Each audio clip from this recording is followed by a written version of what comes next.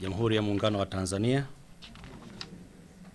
Ndugu waandishi wa habari, kama nilivyotambulishwa mwanzoni, jina langu ni Engineer Hamisi Kamando, ni mkurugenzi wa ukaguzi wa migodi na mazingira, lakini leo namwakilisha katibu mtendaji wa Tume ya Madini, Engineer Ramadhani Lwamo, na niko mbele yenu leo kwa ajili ya kutoa taarifa ya utekelezaji wa miradi ya maendeleo na fursa za vijana katika sekta ya madini kwa mwaka wa fedha 2025-2026. Ndugu waandishi wa habari, kama mnavyofahamu, Tume ya Madini ni taasisi iliyo chini ya Wizara ya Madini ambayo iliundwa kwa mujibu wa Sheria ya Madini sura 123 na ilianza kutekeleza majukumu yake rasmi tarehe 17 Aprili 2018. Majukumu ya Tume ya Madini yanafafanuliwa katika kifungu namba 24 cha Sheria ya Madini sura 123 ambayo amelenga kusimamia shughuli zote zinazohusiana na madini nchini. Lengo kuu la kuundwa kwa Tume ya Madini ni kuboresha usimamizi na udhibiti wa uzalishaji na biashara ya madini kwa kuhakikisha sheria, kanuni, taratibu zote zinazoongoza shughuli za madini zinafuatwa ipasavyo ili kuongeza pato la taifa. Tume ya Madini ikiwa miongoni mwa taasisi zinazotekeleza miongozo mbalimbali ya kitaifa ikiwamo Dira ya Maendeleo ya Taifa ya mwaka 2050 na Ilani ya Chama cha Mapinduzi ya mwaka 2025-2030 inayosimamiwa na Rais wa Jamhuri ya Muungano wa Tanzania Mheshimiwa Dr. Samia Suluhu Hassan, imeendelea kuandaa na kuweka mazingira wezeshi juu ya ushirikishwaji wa vijana katika fursa zinazotokana na shughuli za madini nchini. Katika kutekeleza haya, Tume ya Madini kupitia usimamizi wa Wizara ya Madini chini ya Mheshimiwa Anthony Peter Mavunde mbunge, ambaye amepewa jukumu la kusimamia sekta ya madini, tunahakikisha tunatekeleza maelekezo na mipango ya kisera ipasavyo. Maeneo ya kipaumbele kwa mwaka wa fedha 2025-2026. Ndugu waandishi wa habari, katika mwaka wa fedha 2025-2026, Tume ya Madini inatekeleza majukumu yake kwa kuzingatia vipaumbele 8. Baadhi ya vipaumbele hivyo ni kama ifuatavyo. Moja, ni kuimarisha usimamizi wa sekta ya madini na ukusanyaji wa mapato ya serikali yatokanayo na rasilimali madini pamoja na kuvutia wawekezaji. 2, kuendelea kuboresha mazingira yatakayowezesha wananchi kufaidika na rasilimali madini. 3, ni kuhamasisha uwekezaji, uanzishwaji wa minada, maboresho ya madini ya vito na uongezaji thamani madini. Na 4, ni kuendeleza madini muhimu na madini mkakati. Ndugu waandishi wa habari, katika kuhakikisha kunakuwa na mazingira rafiki ya utekelezaji wa majukumu ya kila siku ya Tume ya Madini na kuwahudumia Watanzania kwa wakati na kiwango, katika bajeti ya mwaka 2025-2026, Tume ya Madini kupitia Wizara ya Madini imetengewa kiasi cha fedha cha bilioni 25.3 kwa ajili ya miradi ya maendeleo. Fedha hizi zinalenga katika kuimarisha utendaji kazi wa Tume ya Madini katika kuhakikisha tunatoa huduma bora kwa wananchi wote. Fedha hizi zinatumika katika ununuzi wa vitendea kazi kama vile magari, mashine za utambuzi wa madini ya metali kwa maana ya XRF, zinazotumika na wataalamu wetu katika kutoa huduma kwa wananchi katika masoko ya madini, migodi mikubwa, migodi ya kati na migodi midogo nchini, ujenzi wa majengo ya ofisi za madini nchini na ununuzi wa samani ili kuweka mazingira bora kwa watumishi katika kutoa huduma kwa Watanzania. Sambamba na kugharamia mafunzo maalum kwa wataalamu kwa watumishi ili kuongeza ujuzi katika kutoa huduma kwa wananchi. Utekelezaji wa shughuli mbalimbali zinazolenga kutoa fursa kwa vijana kwa mwaka wa fedha 2025-2026. Ndugu waandishi wa habari, sekta ya madini ni moja ya sekta ya kimageuzi katika uchumi inayosaidia katika kukuza na kuchangia maendeleo katika sekta zingine na kuwezesha wananchi wake hasa vijana kunufaika na rasilimali madini. Katika kuhakikisha sekta hii inawanufaisha wananchi hususan kundi la vijana, Serikali ya awamu ya 6 kupitia ilani ya uchaguzi ya Chama cha Mapinduzi ya mwaka 2025 2030 imeweka vipaumbele vifuatavyo kuhusiana na sekta ya madini vinavyolenga kuwezesha vijana katika ajira, kukuza ujuzi wa kisayansi na uwekezaji. Moja, ni kutenga maeneo maalum kwa wachimbaji wadogo wa madini, kuwapatia leseni na kuwaendeleza. 2, ni kuifanya Tanzania kuwa kituo cha uuzaji wa madini katika ukanda wa Afrika Mashariki na Kati, pamoja na kuimarisha masoko ya madini na vito ikiwemo Tanzanite kwa kujenga jengo la Tanzanite Exchange Center katika eneo la Mirerani, wilaya ya Simanjiro, mkoa wa Manyara. 3, ni kuimarisha na kusimamia shughuli za uongezaji wa thamani za madini. Na 4, ni kutokana na umuhimu wa nafasi yake katika kukuza uchumi wa nchi na wananchi kwa ujumla, serikali itaweka mazingira maalum ya kisera na kisheria yatakayohakikisha kuwa madini adimu na ya kimkakati, kwa maana strategic minerals and rare earth elements, yanachimbwa kwa ubia wa wawekezaji kutoka nje.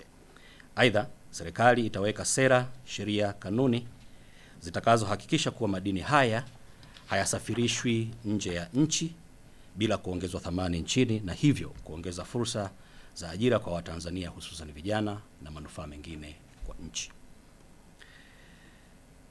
Katika kutekeleza hayo, ndugu waandishi wa habari, Wizara ya Madini kupitia Tume ya Madini imeendelea kutenga maeneo ya uchimbaji wa madini kwa ajili ya wachimbaji wadogo, ili kwa pamoja waweze kufaidika na rasilimali hii ambayo tumejaliwa na Mwenyezi Mungu. Maeneo yanayotengwa na kugawiwa kwa wananchi, sehemu kubwa yanalenga vijana kati ya umri wa miaka 18 hadi miaka 40.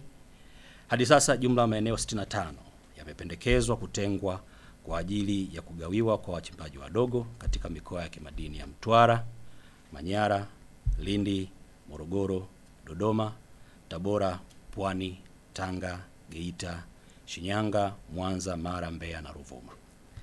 Ndugu waandishi wa habari, Wizara ya Madini kupitia Tume ya Madini imeendelea kutoa kipaumbele katika utoaji wa leseni kwa wachimbaji wadogo, ambapo katika kipindi cha kuanzia mwezi Julai hadi Disemba 2025, serikali imetoa jumla ya leseni 5983 sawa na 71% ya leseni zote zilizotolewa kwa kipindi husika. Leseni za uchimbaji mdogo wa madini hutolewa kwa Watanzania peke yake, ambao sehemu kubwa zimeombwa na kundi la vijana kati ya umri wa miaka 18 na 45. Ndugu waandishi wa habari, sekta ya madini imeendelea kuhakikisha inaongeza ushiriki wa vijana katika shughuli za utafutaji, uchimbaji na biashara ya madini. Katika kipindi cha mwezi Julai hadi mwezi Disemba 2025, Tume ya Madini kupitia mradi wa mageuzi ya sekta ya madini kwa maendeleo jumuishi na endelevu, MBT, kwa maana ya Mining for Better Tomorrow, imetoa leseni 273 kwa vijana, kwa vikundi 183 vya vijana ambavyo husajiliwa kwenye halmashauri zao. Leseni hizo zilitolewa katika mikoa ya kimadini ya Mara, Mbogwe, Kagera, Shinyanga, Morogoro, Rukwa, Dodoma, Mtwara, Singida, Njombe na Mirerani. Miradi ambayo leseni hizi zimetolewa zinajumuisha uchimbaji wa madini ya dhahabu, shaba, madini ya vito, madini ya viwandani kama vile chumvi, pamoja na madini ya ujenzi. Hadi kufikia mwezi Disemba 2025, Tume ya Madini imewezesha vijana 2550 kupata ajira za moja kwa moja kupitia mradi wa MBT. Ndugu waandishi wa habari, Tume ya Madini kupitia Wizara ya Madini imeendelea kuweka mazingira ya kisera na kisheria pamoja na kuyasimamia ipasavyo kwa kuhakikisha madini ghafi yanayozalishwa nchini yanaongezewa thamani hapa nchini kabla ya kusafirishwa kwenda nje ya nchi. Katika kuhakikisha hili linatekelezwa, hadi sasa kuna jumla ya viwanda vya usafishaji wa madini, kwa maana refineries 7 zinazofanya kazi. Kwa sasa uongezaji wa thamani wa madini nchini limetengeneza jumla ya ajira 273, sehemu kubwa ikiwa ni vijana. Aidha, katika kipindi cha mwezi Julai hadi Disemba 2025, jumla ya madini yenye thamani ya shilingi trilioni 5.8 yaliongezwa thamani nchini. Ndugu waandishi wa habari, Tume ya Madini kushirikiana na Shirika la Madini la Taifa STAMICO na Kituo cha Gemolojia Tanzania, kwa maana Tanzania Gemological Center, imeendelea kutoa mafunzo ya kuongeza ujuzi kwa wachimbaji, hasa vijana, katika eneo la uchimbaji, uchenjuaji na uongezaji thamani pamoja na biashara ya madini. Vile vile Tume ya Madini kwa kushirikiana na Ofisi ya Waziri Mkuu, Kazi, Vijana, Ajira na Wenye Ulemavu kupitia programu ya taifa ya kukuza ujuzi nchini, Upskills Program, ilitoa mafunzo kwa wachimbaji wadogo 579 wanaohusika na umiliki wa leseni, maduara, mialo pamoja na wafanyabiashara wa madini katika mikoa ya kimadini ya Geita, Mbogwe na Chunya. Ndugu waandishi wa habari, Tume ya Madini kwa kushirikiana na wadau wa sekta ya fedha imeingia makubaliano na benki ya CRDB ili kuona namna bora ya kuwasaidia wachimbaji wadogo wa dhahabu hasa vijana kupata mitaji kwa ajili ya uwekezaji katika sekta ya madini. Hati ya makubaliano hayo imesainiwa tarehe 23 Februari mwaka 2026 kati ya Tume ya Madini na benki ya CRDB ili kuanza utekelezaji. Hivyo, nitumie fursa hii kuwajulisha Watanzania wote hususan vijana kufuatilia taarifa za fursa hiyo ili waweze kupata na kukuza mitaji kwa ajili ya uwekezaji katika sekta ya madini. Ndugu waandishi wa habari, katika kipindi cha mwezi Julai na Disemba 2025, Tume ya Madini imehakikisha inatekeleza kanuni za ushirikishwaji wa Watanzania ili kuongeza ushiriki wa Watanzania katika sekta ya madini, ambapo imetenga bidhaa na huduma 20 maalum kutolewa na kampuni za Kitanzania zenye umiliki wa 100%. Vile vile katika kipindi husika, migodi ilifanya manunuzi ya bidhaa na huduma kutoka kwa kampuni za Watanzania zikiwepo za vijana zilizoajiri vijana yenye thamani ya shilingi trilioni 3.8. Miradi ya maendeleo na fursa kwa vijana zinazotarajiwa kutolewa kwa mwaka 2026-2027. Ndugu waandishi wa habari, miongoni mwa maeneo ambayo Tume ya Madini inatarajia kuyatilia mkazo katika kipindi cha mwaka wa fedha 2026-2027 kwa lengo la kuweka mazingira wezeshi kwa kundi la vijana ni pamoja na: moja, kuendeleza na ujenzi wa majengo ya ofisi za maafisa madini wa kazi kupitia zabuni zitakazotangazwa, na hivyo nitoe rai kwa vijana kuangalia fursa zitakazo kuwepo katika utekelezaji wa miradi hiyo. 2, uendelezaji wa minada na maonesho ya madini ya vito. 3, kutenga maeneo zaidi kwa vijana kila mkoa kulingana na aina ya madini yaliyopo kwenye mikoa husika. 4, ni Tume ya Madini kuendelea kushirikiana na Taasisi ya Jiolojia na Utafiti wa Madini kwa maana ya GST pamoja na Shirika la Madini la Taifa kwa maana ya STAMICO ili kurahisisha upatikanaji wa taarifa za kijiolojia pamoja na ujuzi na utumiaji vifaa vya kisasa katika utafutaji na uchimbaji wa madini. Na mwisho ni kushirikiana na taasisi za kifedha mfano mabenki katika kuangalia namna bora ya upatikanaji wa mitaji kwa vijana ili kuweza kuhimili uwekezaji katika sekta ya madini. Katika kuhitimisha, ndugu waandishi wa habari, Tume ya Madini kupitia Wizara ya Madini itaendelea kushirikiana na kundi la vijana katika kuhakikisha rasilimali iliyopo inawanufaisha ipasavyo pamoja na taifa kwa jumla.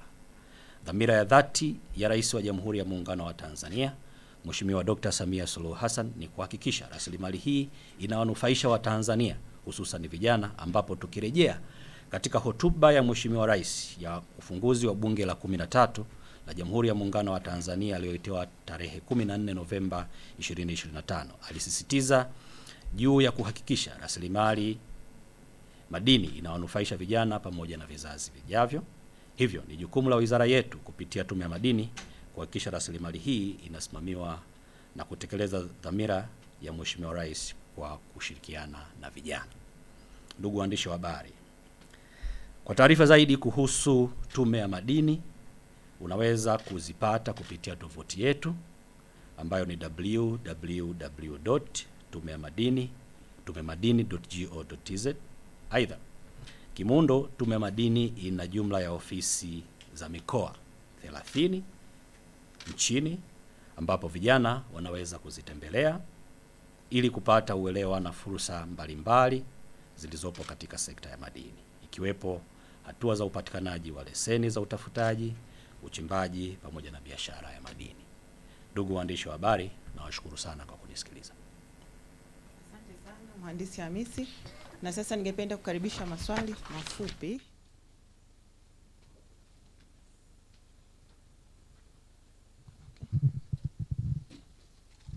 Asante sana. Kwa jina naitwa Mukhtari Ngoma, naiandikia ZBC Zanzibar lakini ofisi ya Dodoma. Nikushukuru na nikupongeze kwa wasilisho zuri sana. Hata hivyo ningependa kama una takwimu pia ingekuwa bora zaidi kwenye swala la tafiti. Mpaka sasa tafiti ya Tume ya Madini ipo katika status gani kuhakikisha bado tunavumbua uwepo wa madini mbalimbali Tanzania. Na msingi wa swali hili nakumbuka ziara ya Mheshimiwa Waziri Mkuu siku si nyingi sana kutoka leo alijaribu kutitilia ufafanuzi kwamba tuendelee kufanya utafiti katika eneo hili. Si tupo vipi, tuna madini gani zaidi na hali ipoje katika eneo hilo? Asante sana.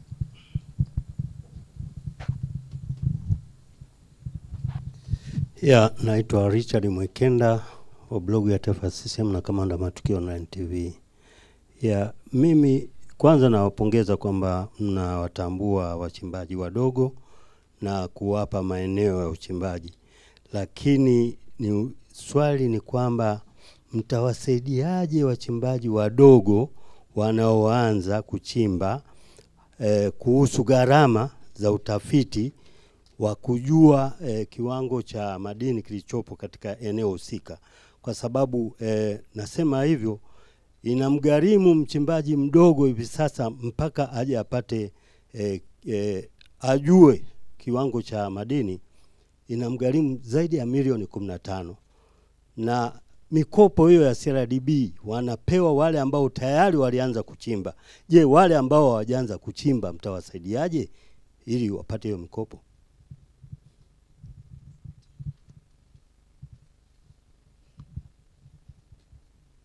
Asante sana mhandisi. Mimi naitwa Habel Chidawali, ninaandikia magazeti ya Mwananchi. Nimesikia katika wasilisho lako kuanzia mwanzo karibu mpaka umekwenda kumaliza wametajwa wachimbaji wadogo, vijana. Je, wale ambao umri wa ujana umewapita, watu wa umri wa kuanzia miaka 46, sijasikia watajwe au ni strategic kwa vijana pekee? Lakini jambo la pili, mara nyingi mmeelekeza macho kwa wachimbaji wadogo na ni jambo la heri sana kwa sababu ndio wanaopata maumivu. Lakini hebu mtuambie tume imejipangaje kwa wale ambao wamekuwa wakivumbua maeneo ya madini, lakini ghafla kesho anakwenda kupewa leseni mwekezaji. Na akienda kupewa leseni inaonyesha dhahiri kabisa kwamba ile leseni ni ya juzi, wakati wachimbaji walikuja wiki iliyopita. Nani mwenye haki katika eneo hilo? Tuna maswali mawili ya mwisho tafadhali. Asante Mheshimiwa, naitwa Jenibet Albert Kashaija, natokea Radio Maisha. Mheshimiwa, kumekuwa na majanga ya wachimbaji wadogo hususan wachimbaji wadogo ambao wamekuwa wakipitia changamoto ya kufukiwa na vifusi, wengine wanapelekea mpaka kupoteza maisha. Labda ningetamani kufahamu ni kwa kiasi gani elimu iweze kutolewa kwa hawa ili kuweza kuepukana na changamoto hizi. Tupate swali la mwisho. Kama nakumbuka vizuri, naitwa Magnus Mahenge, naandikia Habari Leo. Kama nakumbuka mara ya mwisho mlivuka lengo la kuchangia mchango wenu kwenye GDP. Je, mmeweka malengo mengine, mnataka kuchangia kiasi gani? Kwa sababu sekta hii ni muhimu sana katika mchango wa taifa kwenye uchumi. Asante. Mhandisi, ningependa kukaribisha kwa ajili ya majibu. Nawashukuru sana. Swali la kwanza linatoka kwa mwandishi wa ZBC linalozungumzia masuala ya utafutaji kwa maana ya kuongeza resource kwenye nchi. Ni kweli kama ambavyo mmekuwa mkimsikia Mheshimiwa Waziri, Mheshimiwa Anthony Mavunde amekuwa akizungumza kila mara kwamba nchi hii mpaka sasa hivi na mafanikio yote tunayoyaona ni kwa sababu nchi hii imefanyiwa utafiti kwa 16% peke yake. Kwa hiyo 84% ya nchi hii bado haijafanyiwa utafiti wa kina. Kwa hiyo kwanza tumejipanga kuhakikisha kwamba ifikapo mwaka 2030 nchi hii iwe imefanyiwa utafiti mpaka 50%. Kwa hiyo hivyo ndivyo ambavyo tumejipanga na mikakati ipo. Nadhani sio wakati wake wa kuanza kuiweka hadharani, lakini ndani ya ofisi mikakati inaendelea ya mazungumzo, majadiliano pamoja na mambo mengine, ili kampuni tofauti tofauti ndani ya nchi na nje ya nchi ili ziweze kushiriki katika utafutaji huo. Mzee Mwaikenda, kuwasaidia wachimbaji wadogo, gharama za utafiti anasema ni milioni 15. Sasa na wanaopata fedha CRDB na maeneo mengine ya kupata mikopo ni wale ambao wamekwisha kuanza. Labda niseme kitu kimoja. Tuna taasisi ya jiolojia na utafiti wa madini. Gharama ambazo wale wanazitoza ni ndogo sana, ili waweze kukuonyesha mlalo wa ile miamba yenye madini iko vipi. Kwa hiyo ukienda Geological Survey of Tanzania na ukawaambia una eneo lako, hizo gharama hazifiki milioni 15. Lakini sasa utakapokuwa umeipata ile miamba ambayo inaonesha mashapo ya madini yamelala kwa namna gani, utakapotaka sasa kuthibitisha na kuhakikisha kwamba yale madini yaliyokuwa pale ni ya kiwango gani na yamekwenda mpaka wapi, hapo utahitajika kufanya uchorongaji. Sasa uchorongaji, wenzetu wa Shirika la Madini la Taifa, kama mlivyokuwa mnasikia, Mheshimiwa Rais amenunua mitambo ya kutosha ya uchorongaji ambayo imepelekwa kwenye sites nyingi, kwenye maeneo mengi ya wachimbaji wadogo, ili kwa kushirikiana wachimbaji ambao wako pale wanaweza wakachangia na wakafanyiwa uchorongaji kwa bei ambayo hiyo milioni 15, hata kama ndiyo gharama yake, lakini mkiwepo 10-15 bado gharama unaiona inashuka kwa mchimbaji ambaye anaanza leo kuchimba. Habeli Chidawali, kwa nini vijana? Ni kwa sababu kwanza ndiyo mada ya leo. Tunatoa fursa kwa vijana wenye umri wa miaka 18 nilivyosema mpaka miaka 45. Kwa nini sio 46 na kuendelea? Hao nao hawajaachwa, wapo, kwa sababu tumekuwa tukitoa hizo leseni kwa yoyote. Tunapotoa matangazo ya kwamba leseni hizi zimeachiwa, sasa tunazigawa kwa wachimbaji wadogo, kuna matangazo ambayo yanakuwa yanatoka. Kama mlisikia mwaka jana mwishoni Mbogwe kule walitangaza, lakini juzi tu last week kuna eneo jingine la Mwanza karibia na mgodi ule wa Sota, pia kuna fursa zimetangazwa za watu kwenda kuchukua leseni. Kwa kuchukua leseni ni yoyote tu ambaye anaweza akaenda akachukua leseni. Lakini kwa nini tumeemphasize vijana? Ni kwa sababu sekta yenyewe tu, ukitaja sekta ya madini ambaye anaweza kwenda kufanya kule kwa kiwango kikubwa sana ni vijana. Kwa hiyo hao hawajaachwa, nao wana fursa kama walivyo wengine. Eneo la pili, umezungumzia swala la wachimbaji wadogo. Kwa nini wanakuwa wao ndio wavumbuzi, lakini baadaye anakuwa anapewa mtu kutoka nje?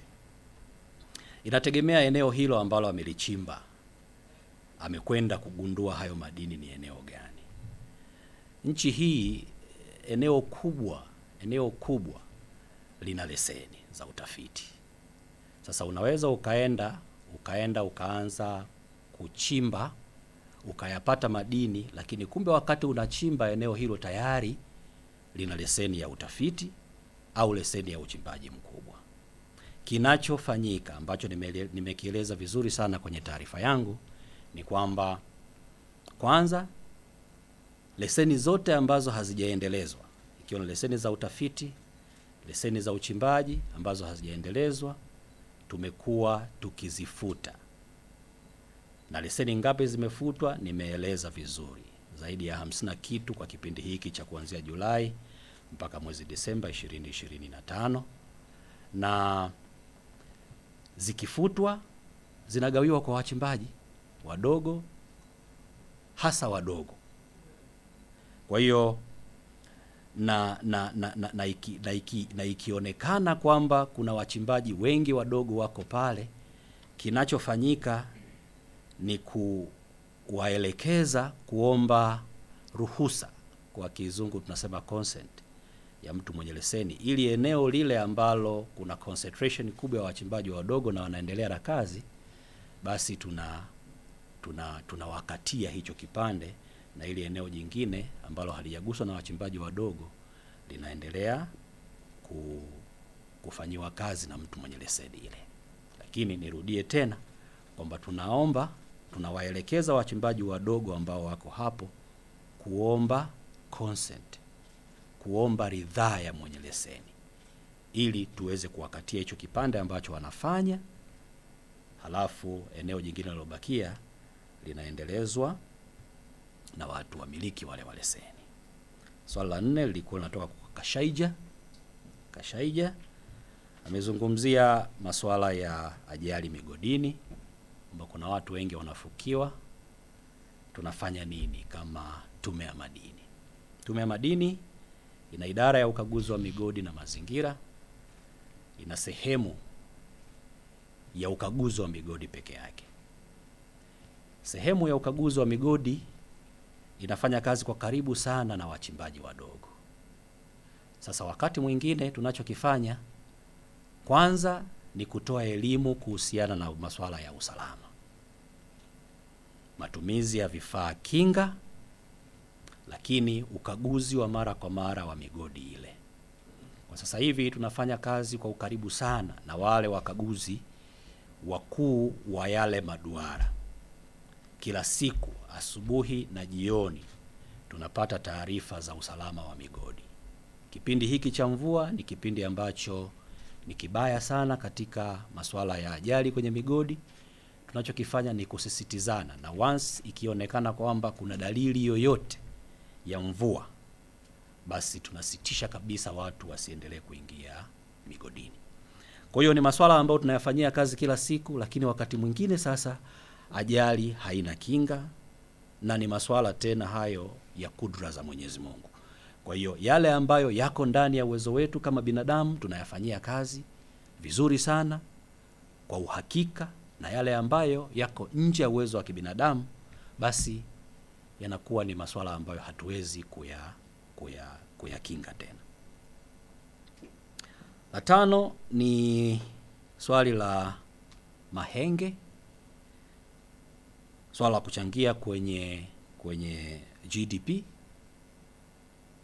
Ni kweli mpaka mwaka 2024 sekta ya madini ilishaweza kuchangia 10.1 kabla ya kipindi ambacho tulitakiwa kufika. Kipindi ambacho ilitakiwa sekta ya madini ichangie 10% peke yake ilikuwa ni mwaka 2025. Lakini mwaka mmoja kabla ya huo sekta ya madini ilikuwa imeshachangia 10.1. Mikakati. Sasa hivi tuna mpango mkakati wa Tume ya Madini ya miaka 5 ya kuanzia mwaka 2025 2026 mpaka 2030 2031. Kuna mipango mizuri ambayo iko mule ndani tumeiweka, ambayo itaifanya sekta ya madini iweze kuchangia kwa kiasi kikubwa sana kuliko inavyochangia kwa sasa hivi. Nawashukuru sana.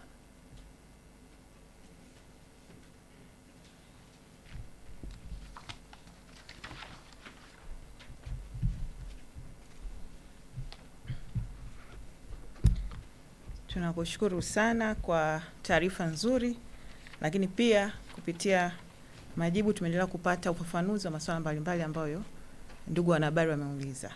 Kwa hivyo kufikia hapa tumefikia mwisho wa mkutano wetu wa leo. Tukushukuru tena katibu mtendaji wa Tume ya Madini, Mhandisi Hamisi Kamando, Na ndugu wanahabari wenzangu, jina langu ni Margaret Makilika, afisa habari mkuu. Ningependa kuwashukuru wote kwa kushiriki. Karibuni tena katika mkutano mwingine. Kazi iendelee, kazi iendelee, kazi iendelee, kazi iendelee, kazi iendelee, kazi iendelee, kazi iendelee, kazi. Mama, baba, tulianza tukafanya ikaona, changamoto dhoruba ikaja, ila tukasimama kwenye kazi, kufanya kazi. Wazazi pia walisi, vita ni vita, magumu tumepita na twajenga taifa. Kazi iendelee, kazi iendelee, kazi iendelee, kazi iendelee, kazi iendelee, kazi iendelee, kazi iendelee, kazi iendelee, kazi iendelee.